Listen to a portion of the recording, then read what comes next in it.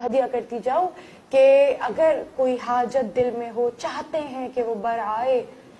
چاہے وہ زیارت امام حسین کی دعا ہو، چاہے کوئی بھی دعا ہو، کوئی بھی حاجت روا، اور وہ حاجت پوری نہ ہو رہی ہو اور آپ حاجت روائی چاہتے ہو، تو شب جمعرات اور شب جمعہ یعنی بدھ کی رات اور جمعرات کی رات باوضو ہو کر سونے سے قبل،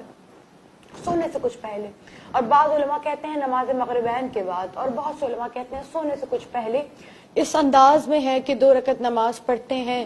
برائے ہدیہ امام زمانہ علیہ الصلوۃ والسلام قربۃ الی اللہ،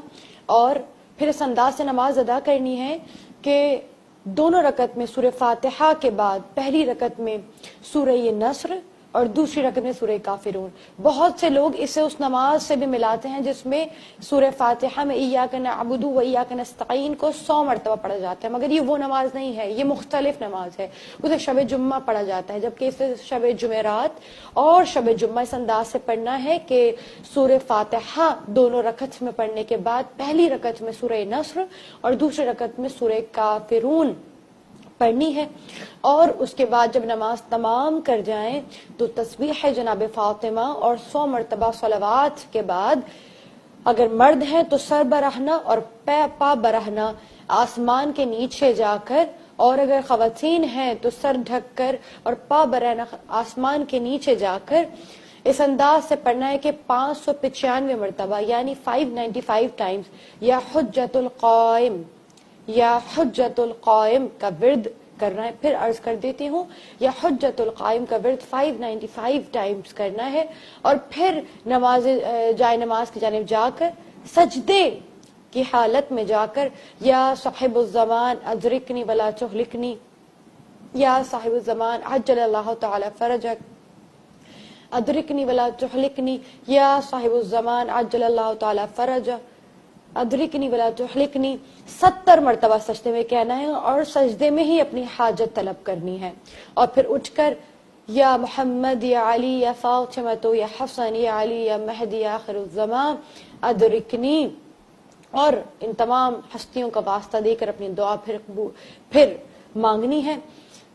خدا کی قسم امام فرماتے ہیں کہ جو شخص اس نماز کو ہر ہفتے پڑھے اور یہاں تک پہلے ہفتے پڑھے اس کی حاجت پوری ہو جائے گی، اور نہ ہو تو دوسرے ہفتے پڑھے، اور تب بھی نہ ہو تو تیسرے ہفتے پڑھے۔ تو امام فرماتے ہیں اگر اس کی حاجت تیسرے ہفتے پوری نہ ہو تو خود امام زمان اجل اللہ تعالی فرجہ الشریف اسے خواب میں آ کر اس حاجت کے پورے ہونے کا وقت بھی بتائیں گے اور اپنا دیدار بھی کرائیں گے۔ یقین کیجئے بہت آزمودہ اور بہت مجرب ترین عمل ہے، میں بہت بارہا کر چکی ہوں، اور اکثر تو ایسی ناممکن دعائیں میں نے مانگی ہیں جو میرے لیے ناممکن ہے، لیکن وہ صاحب تصرف ہیں، وہ صاحب ممکنات ہیں، ان کے لیے کیا ناممکن ہوگا۔ یقین کیجئے بارہا میں نے یہ کوشش کی ہے کہ کوئی ایسی دعا ہو جو ممکن نہ ہو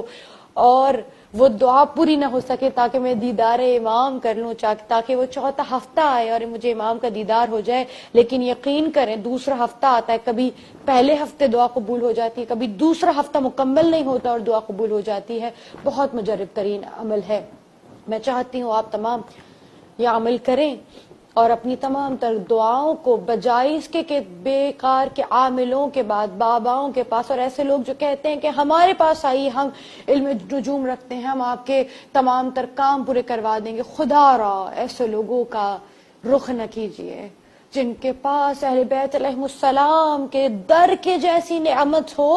ان کے لیے ایسے دروں پہ جانا اچھا نہیں ہے۔ ہمیں کیا ضرورت ہے کہ ہم ایسے در پر ہونے کے باوجود، آگہی رکھنے کے باوجود، باشعور ہونے کے باوجود، اس در کی اہمیت، اس در سے وابستگی ہونے کے باوجود کسی اور در پہ جائیں۔ خدا کرے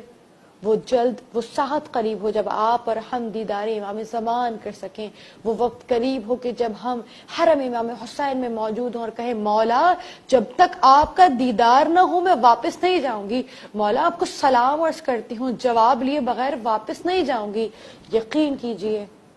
امید رکھیے امام آپ کو جواب دیں گے۔ وآخر دعوانا الحمدللہ رب العالمین، والسلام علیکم ورحمۃ اللہ وبرکاتہ۔